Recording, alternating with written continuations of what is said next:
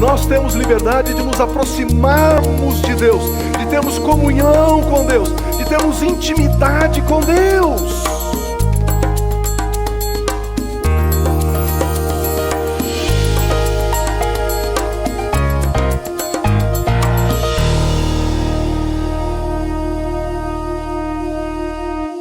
Olá, é uma alegria imensa podermos entrar aí no seu lar, na sua casa, talvez no quarto de hotel, no seu escritório, com este programa Tempo de Comunhão. A palavra de Deus nos diz que Jesus Cristo, ele se fez carne para salvar, não para condenar. O texto diz assim: porque Deus enviou o seu Filho ao mundo, não para condenar o mundo, mas para que o mundo fosse salvo por meio dele. Nós precisamos entender isso. Algumas pessoas pensam, olha, essa visão, essa questão, esse assunto de igreja, de fé, de Deus, eu me sinto assim tão condenado, tão acusado, eu me sinto assim tão diminuído. Mas você sabia que o amor de Deus para com todos nós, ele é igual? Não existe filhos preferenciais diante de Deus? Ele amou o mundo de tal maneira que deu o seu Filho, não para condenar. Jesus Cristo não veio aqui para condenar nenhuma pessoa. Pelo contrário, ele veio para amar, para salvar, para que cada pessoa tenha vida e vida em abundância. O que tem acontecido é que nós, homens, estamos fazendo da fé cristã uma religião. E quando isso passa a ser uma religião, a religião sim condena, oprime, escraviza, limita as pessoas, coloca peso nas costas da pessoa. Mas o cristianismo não é uma religião. O cristianismo é um estilo de vida em comunhão com Deus, com toda alegria e com toda paz. Que a graça e a paz do nosso Senhor e Salvador Jesus Cristo esteja aí no seu lar, na sua casa, nesse quarto de hotel, aonde você estiver. Que essa paz venha sobre a sua vida e permaneça. Queremos convidar você agora para ouvir uma música que é gravada aqui nos nossos cultos, nas nossas reuniões, e logo a seguir uma mensagem muito especial. Na verdade é uma série de mensagens, mas eu tenho certeza que vai edificar o seu coração, vai abençoar você ricamente. Voltamos daqui a pouco para orar juntamente com você. Sou justificado, desceu até as trevas e em glória ressurgiu, pra sempre reinará. Em nosso Deus e Pai, e seu Filho que é Jesus, veio no Espírito Santo, o Deus que é presente, a ressurreição eu creio, que ao lar nos levará. Creio no nome de Jesus Cristo, creio no nome de Jesus Cristo, creio no nome de Jesus Cristo.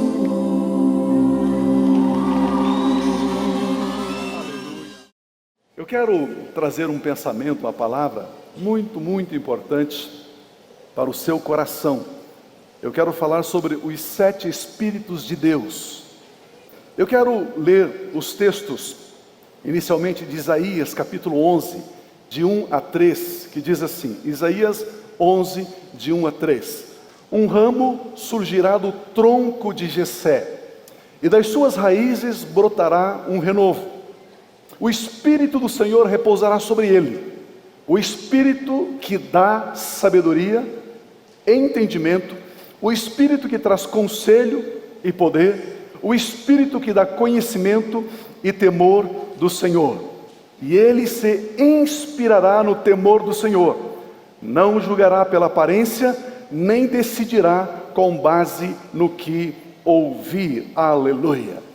Nesse texto, nós encontramos então o Espírito do Senhor, o Espírito da sabedoria, o Espírito da inteligência, o Espírito do conselho, o Espírito da fortaleza, o Espírito do conhecimento e o Espírito do temor do Senhor. Os 7 Espíritos de Deus. Esse texto, ele está mencionado lá na frente, no livro de Apocalipse, no capítulo de número 1, a partir do versículo 4. Olha que nós encontramos Que leitura maravilhosa. João, às 7 igrejas da província da Ásia, a vocês graça e paz, da parte daquele que é, que era e que há de vir, dos 7 Espíritos que estão diante do seu trono, e de Jesus Cristo, que é a testemunha fiel, o primogênito dentre os mortos e o soberano dos reis da terra. Ele nos ama e nos libertou dos nossos pecados por meio do seu sangue, e nos constituiu, nos fez reino, reis e sacerdotes, para servir a seu Deus e Pai. A Ele sejam glória e poder para todos sempre e sempre e sempre. Amém. Aleluia, aleluia. Amados, o texto de Apocalipse, como eu disse, refere-se ao texto do profeta Isaías, do capítulo 11, sobre os 7 Espíritos de Deus. Aqui então nós encontramos em Apocalipse esta referência, os 7 Espíritos de Deus. Mas esse texto, ele não está dizendo, ele não está declarando que Deus possui, que Deus tem 7 Espíritos. Não é isso que a Bíblia está dizendo. O texto está dizendo sim que o mesmo Espírito Santo de Deus se manifesta de 7 maneiras distintas. Ele se expressa de 7 maneiras distintas. Aleluia. Permita-me explicar essa minha afirmação. Pio, baseado em que você diz que não são 7 Espíritos, mas 7 manifestações? Baseado em quê? Vejamos esse texto de Isaías capítulo 11. Porque brotará um rebento do tronco de Jessé, e das suas raízes um renovo frutificará. Brotará um rebento do tronco de Jessé, e das suas raízes um renovo frutificará. Aqui nós temos 2 revelações distintas no único versículo, através de uma linguagem alegórica. Nós precisamos entender que a Bíblia Sagrada, ela foi escrita em 5 dimensões, ela foi escrita em 5 níveis de compreensão, de entendimento. O primeiro nível é a dimensão natural. Quando você lê a Bíblia e está escrito ali dados geográficos, nomes de países, nomes de cidades, distâncias entre cidades, nomes de pessoas, é uma narrativa natural. Quando fala de Jerusalém, quando fala de Jericó, cidades. Então é uma narrativa simplesmente natural. Este é uma dimensão, esse é um nível, uma dimensão em que a Bíblia foi escrita. Mas tem o segundo, que é uma dimensão moral, quando a Bíblia refere-se a dados culturais, comportamentos éticos, erros, acertos, violações de condutas. A Bíblia está abordando uma dimensão moral, social, ética. A Bíblia também foi escrita numa terceira dimensão, na dimensão alegórica, onde nós temos dados que representam uma ideia abstrata. São informações alegóricas. Você lê o texto, por exemplo, brotará do tronco de Jessé um rebento. É uma alegoria, que precisamos entender o sentido, o significado desta alegoria. Mas em quarto lugar, em quarta dimensão, nós temos a dimensão simbólica. A Bíblia, ela possui símbolos.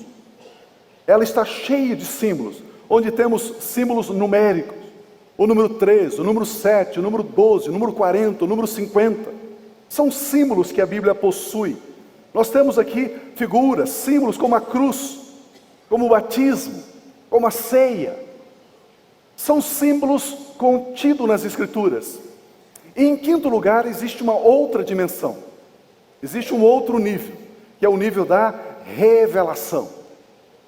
É onde o Espírito Santo, e somente o Espírito Santo de Deus, abre os olhos do nosso entendimento para vermos aquele texto no ângulo, na perspectiva espiritual.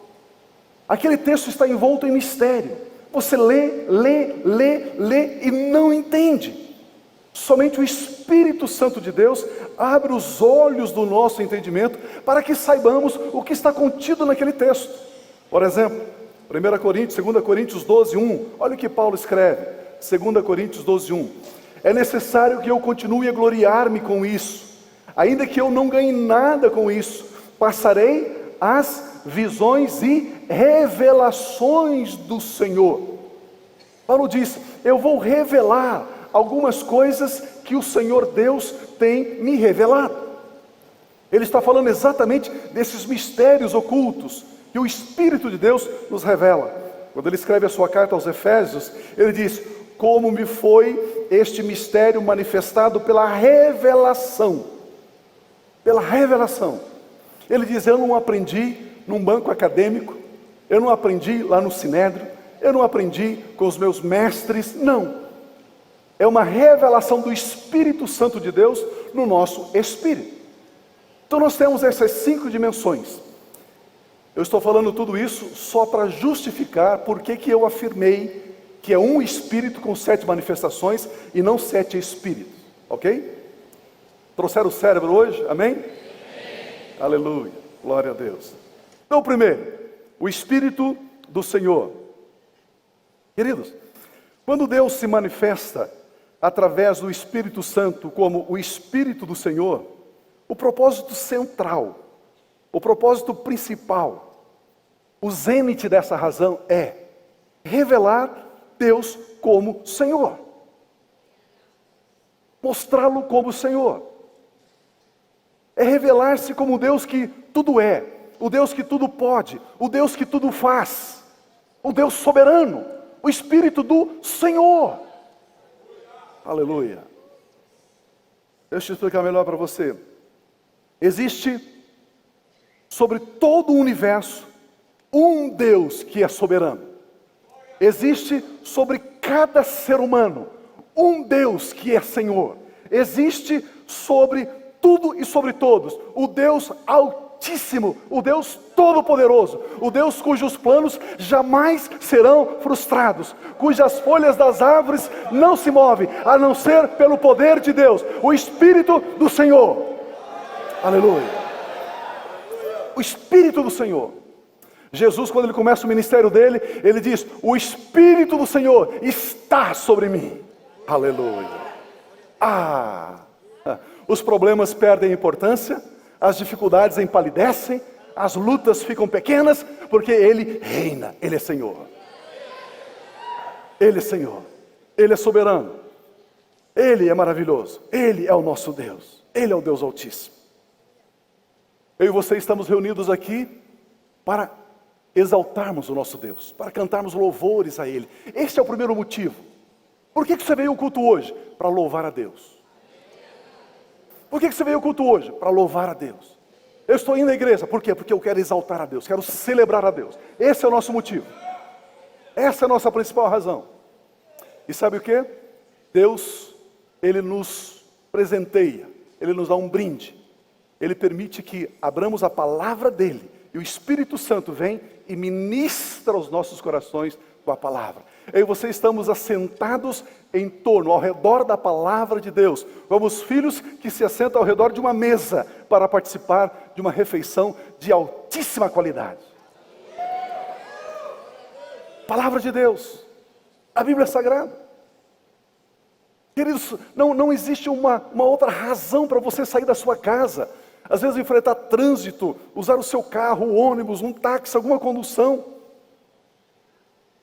Poderia estar nessa hora fazendo o quê? O que tem de programa de televisão nessa hora? Nem me diga. Né? Você não sabe, né? Você poderia estar lá na sua casa, no sofá. Mas você vai, toma banho, arruma-se, vem. Porque você quer louvar a Deus. Essa é a sua motivação, essa é a sua energia. Eu quero louvar a Deus. E sabe de uma coisa? Deus vai me surpreender com uma palavra poderosa, algo que vai mexer comigo. Ainda Deus vai edificar a minha vida. Aleluia, aleluia, aleluia. O Espírito do Senhor, o Espírito do Senhor. Um grupo de jovens músicos da Inglaterra, certa ocasião, disseram: nós somos mais populares que Jesus Cristo. Onde eles chegavam, milhares de jovens ensandecidos, gritando, grunhindo, desmaiavam diante deles. Cantavam as suas músicas. E eles disseram: nós somos mais populares do que Jesus Cristo. Hoje o grupo já não existe mais. Em primeiro lugar, devido aos egos inchados, eles se dividiram. Aonde existe divisão, existe o domínio do ego, do orgulho, da soberba. E eles se dividiram. Mais tarde, um dos ex-componentes dessa banda foi assassinado. Hoje, o grupo já não existe. Algumas crianças, dependendo da idade, junior tal, nem sabem quem eles são. Os Beatles já não existem mais. Mas Jesus Cristo continua sendo adorado, cultuado, exaltado, louvado. Jesus Cristo continua sendo adorado. Aleluia!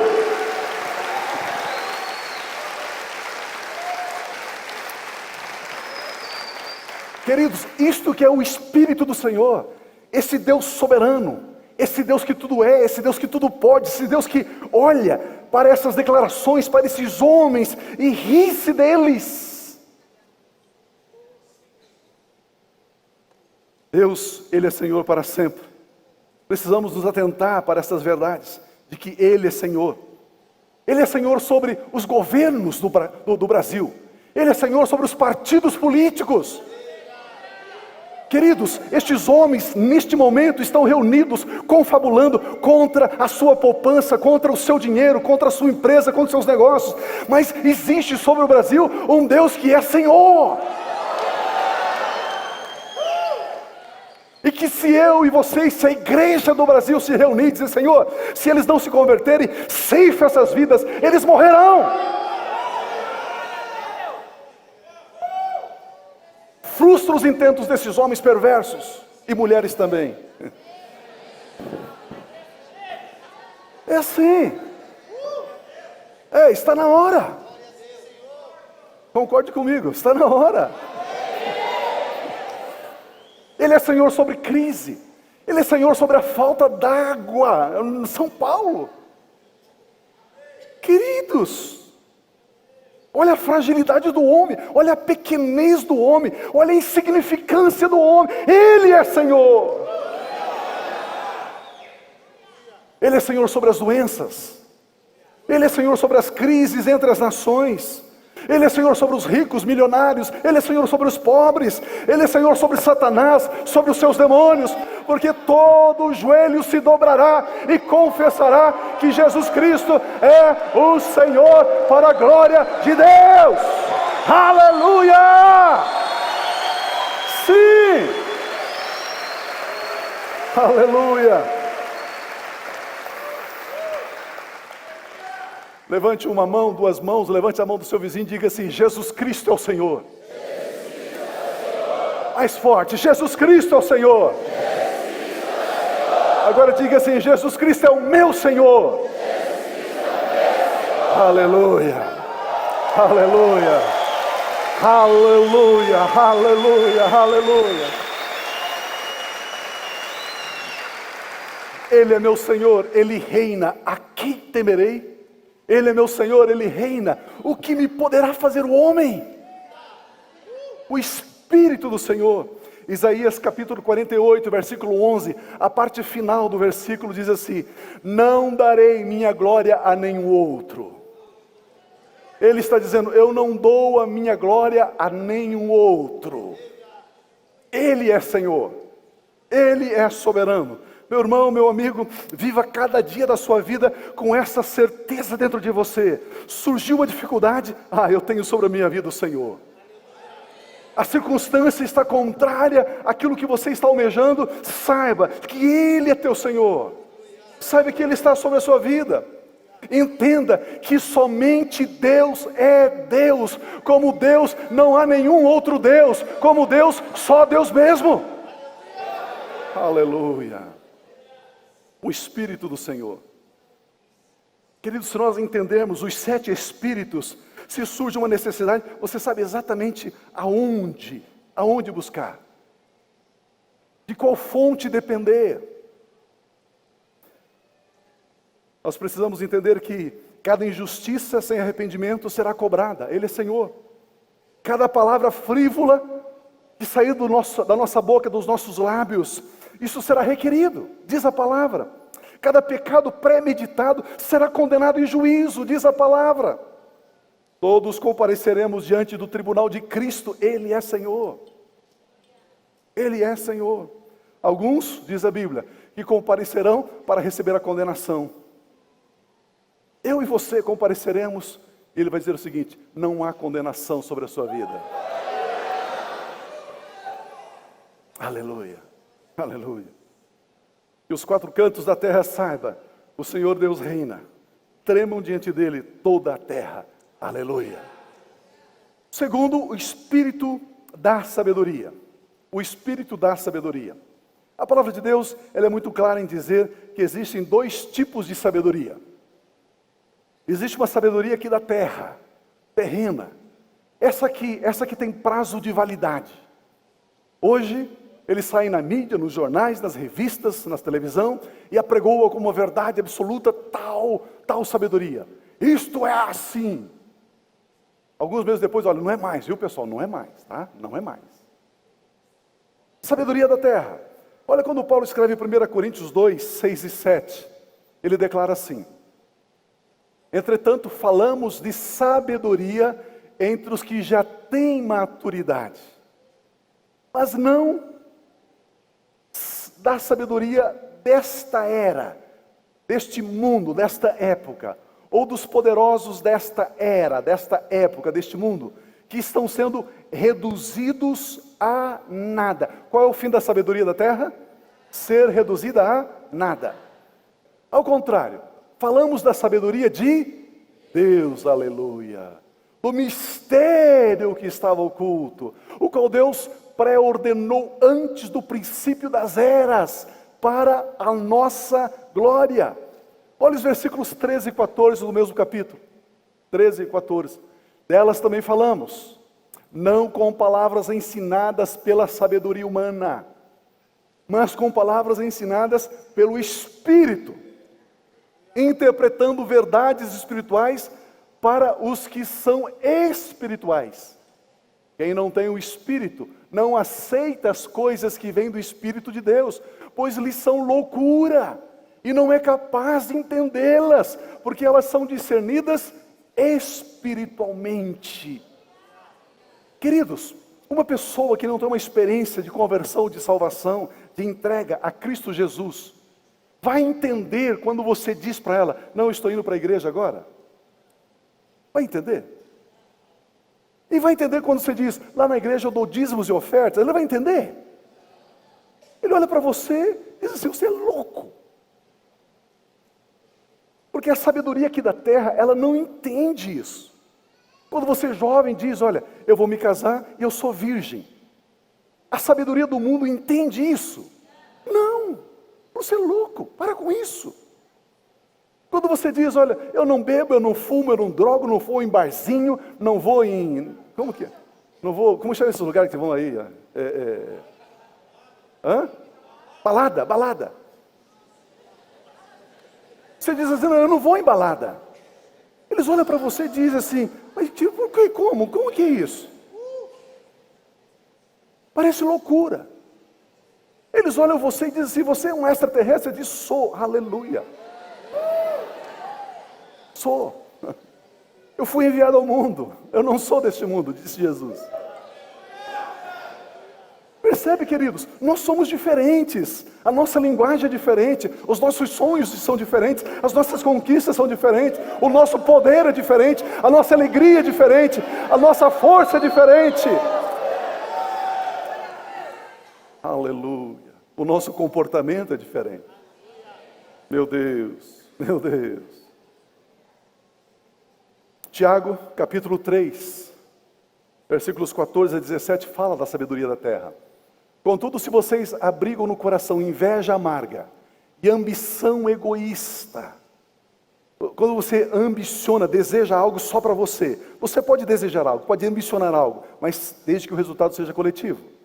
Quando a ambição é egoísta, não se gloriem disso, nem neguem a verdade. Esse tipo de sabedoria não vem dos céus, mas ela é terrena, não é espiritual, mas é demoníaca. Pois onde há inveja, ambição egoísta, aí há confusão e toda espécie de males. Mas a sabedoria que vem do alto, aleluia, é antes de tudo pura, depois pacífica, depois amável, compreensiva, cheia de misericórdia, de bons frutos, imparcial, sincera. Aleluia. Você percebe?